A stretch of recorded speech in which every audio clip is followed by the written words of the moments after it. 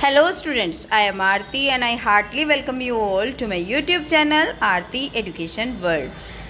प्यारे बच्चों, आज की इस वीडियो में हम आपकी 6th क्लास की इंग्लिश की वर्कशीट नंबर 33 पढ़ेंगे, जिसकी डेट है 3 फरवरी 2021।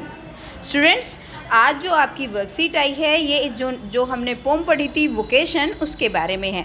सबसे पहले बच्चों, नेम ऑफ द स्टूडेंट लिखा हुआ है, इसमें आप अपना नाम लिख देंगे। Name of the class teacher में आपको लिखना है अपने क्लास टीचर का नाम। और अब आगे करते हैं आज की वर्कशीट क्या आई है। प्यारे बच्चों, अगर आप नए आए हो चैनल पर तो प्लीज़ चैनल को सब्सक्राइब कर लें। चलिए करते हैं सबसे पहला क्वेश्चन। क्या है? Read the pome and complete the given lines from the pome.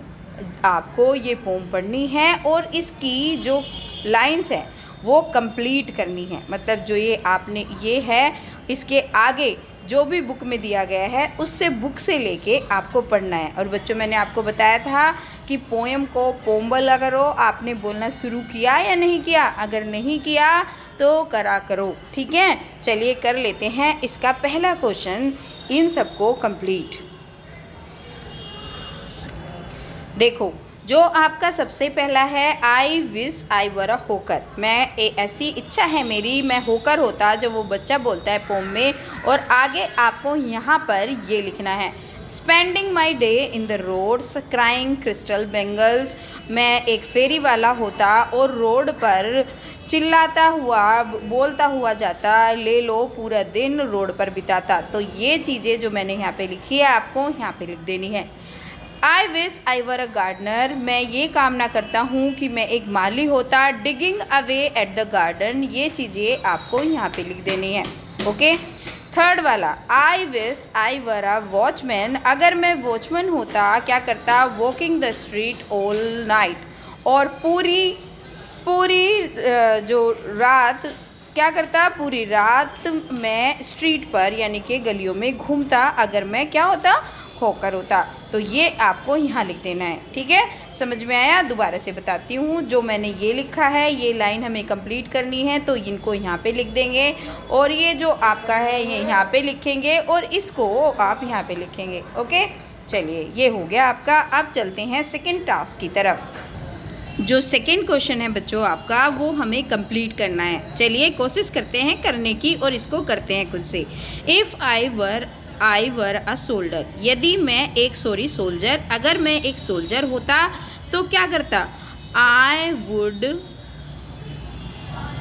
Serve my country. SERVE serve, my MY COUNTRY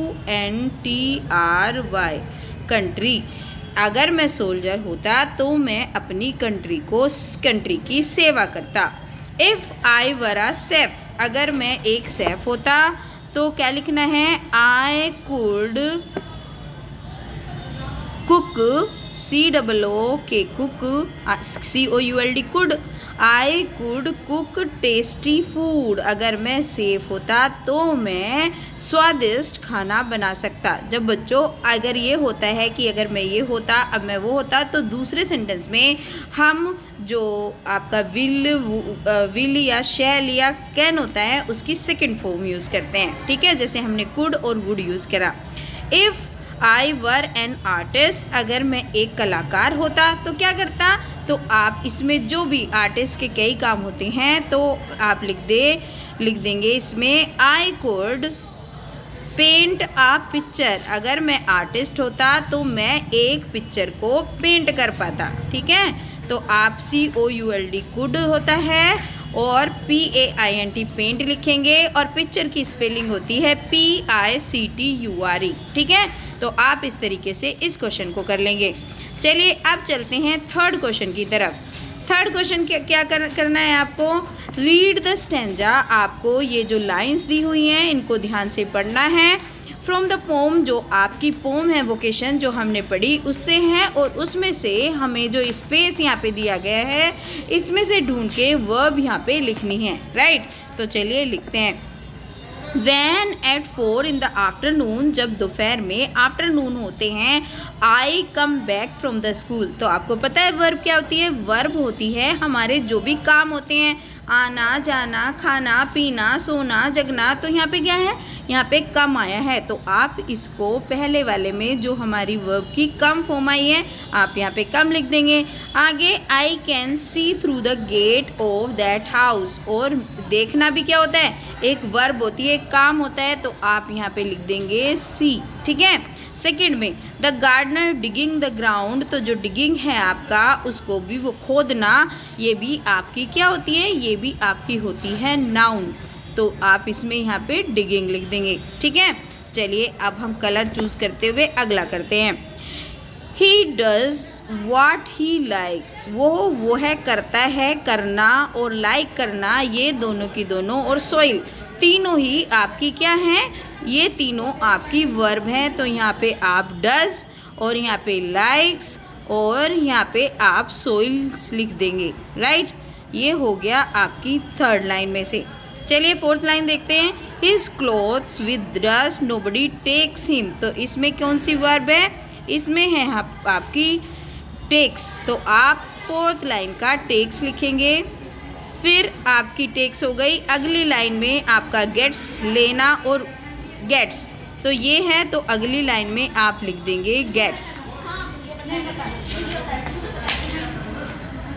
यहाँ पे आपकी गेट्स आ गई। अगली लाइन देखते हैं। अगली लाइन में आप यहाँ पे लिख देंगे, क्योंकि इन्होंने लाइन वैसे कम और यहाँ पे ज़्यादा दे रखी है, तो डिगिंग हम पहले ही लिख चुके हैं, ये हो गया हमारा। अब इसमें से देखते हैं स्टॉप, है ना, और डिगिंग, तो डिगिंग तो हमने पहले ही लिख दिया, तो एक लिख दीजिए आप यहाँ पे स्टॉप। तो ये हो गई आपकी वर्ब की फॉर्म्स, रुकना, है ना। तो ये हो गई बच्चों आज की आपकी वर्कशीट। अगर आपको मेरा पढ़ाया हुआ अच्छा लगता है, समझ में आया, तो प्लीज़ लाइक करें वीडियो को, चैनल को सब्सक्राइब करके जाना, और नीचे लिख के बताना कि आपको मेरे पढ़ाया हुआ कैसा लगता है, आपको अच्छा लगता है या नहीं अच्छा लगता है। और बच्चों अपने दोस्तों के साथ शेयर करना बिल्कुल ना भूलें। Thank you students, have a good day.